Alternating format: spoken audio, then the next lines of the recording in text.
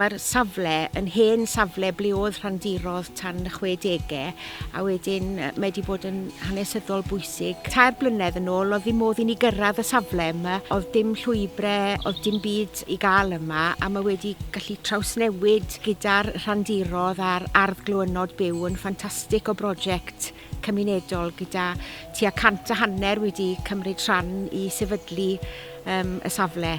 It's meant a lot to the folk that have got involved in here. It's brought them together. They work together, they share their seeds, their plants, their skills, their knowledge, and none of us are experts, but we're all learning, and we're all learning together, which is the most important bit. Mae'r prosiect rhangenedlaethol yn wir yn bwysig. Mae'r pleser, mae'r plant wedi dod i bobl hŷn a medru rhannu gwybodaeth am y tyfu a mae pawb yn cael mwynhad mawr. It's like a real lifesaver because in the beginning of lockdown, this is where I found my peace, my joy. Fel o'n i sôn, dyma'r tro cyntaf fi wedi tyfu llysiau fel hyn ac mae'r pobl yma yn y Rhandiroedd wedi bod mor garedig efo'i amser. Mae'n braf gallu pontio gorffennol gyda'r dyfodol a wedi ail greu y safle ffantastig yma.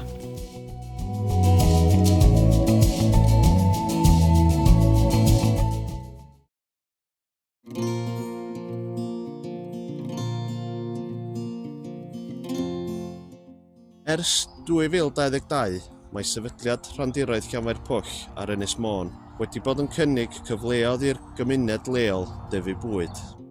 Ar y safle mae mwy na 520 plot, twnnel tyfu, gwlau wedi codi a gardd cymunedol. The site was used for grazing sheep and owned by the local authority. The Llanfairpwll Community Council have a 20-year lease. We also received funding from social farms and gardens for comfortable benches and for creation of microplots. This means that novice or beginner allotment gardeners have a smaller space in which to manage and have a go at growing. Ofynis i is-gardeirydd cyngor cymuned os oes am bosib cael Rhandiroedd yn Llanfairpwll. Yn y gwraidd, oedden nhw'n meddwl illa fysa ni wedi cael 19 plot, ond wedi si gael 6 ar 20. A mi oedd na ofyn mawr am blotia o bob plot wedi mynd. Mae'r rhan fwyaf nhw wedi cael ei ffarmio'n iawn. Mae'r arian wedi prynu sied newydd ac mae blychau adar wedi cael ei gosod o gwmpas y safle.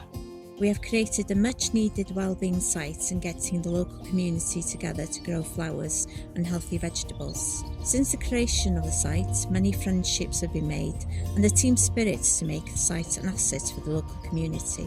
It is proving popular that we now have a wait list for the plots, which is testament that through the word of mouth that other community members want to get involved in the growing community.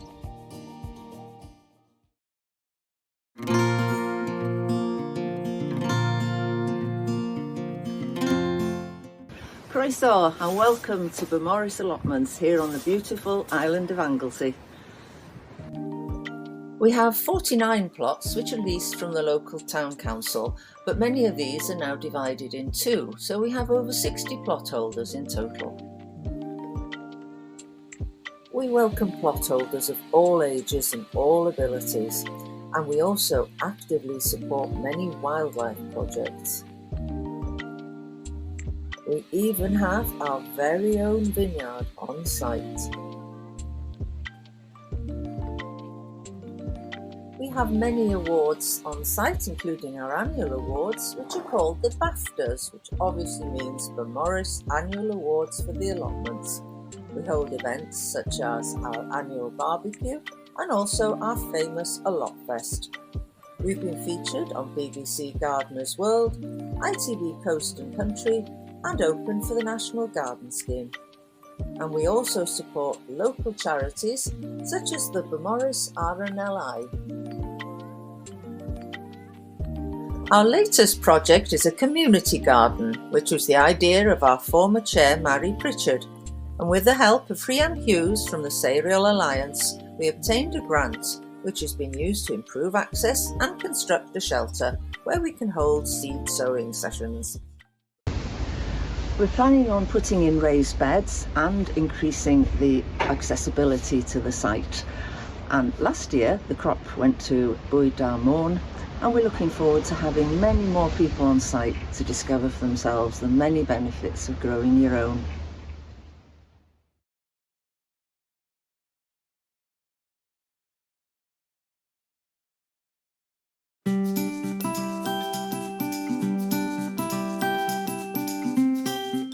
Our story begins in 2021 when 5 acres of unused land in the heart of our village, Dyffryn Dydwy, was sold by Cyngor Gwynedd. It was bought by the social housing provider Adra. Eithom at Adra gyda cynigion ynglyn â sut I ddefnyddio'r tir. Mae gennym brydles 5 mlynedd ar gyfer y safle. We began transforming land in September 2021. The first field was cleared of bracken and made into 28 allotments opposite the village hall. Ers hynny, mae Rhandiroedd wedi dod yn fwrlwm o weithgareddau a wedi helpu I uno cenedlaethau a chysylltu pentrefwyr o bob oed. Surplus produce is donated to our vegetable stand, where we have a donations box, and this year we raised over £200. Mae llwybr Glan yr Afon yn lwybr caniatol sy'n cysylltu pob un o'r 5 safle. Gan gychwyn wrth y Rhandiroedd, mae'n dilyn yn ant, heibio'r gromen, helyg, ar draws gardd blodau gwyllt Blodeuwydd ac yn gorffen yn y berllan. With funding from Keep Wales Tidy, we have set up an apiary with 3 hives, and a group of volunteers are looking after this space. In another field, we have created Blodeuwydd Wildflower Garden, which also includes a pond and raised beds. Last summer, we celebrated a wedding here. Yn y dyfodol, rydym yn gobeithio cael twnelu polythene ar gyfer tyfu cymunedol.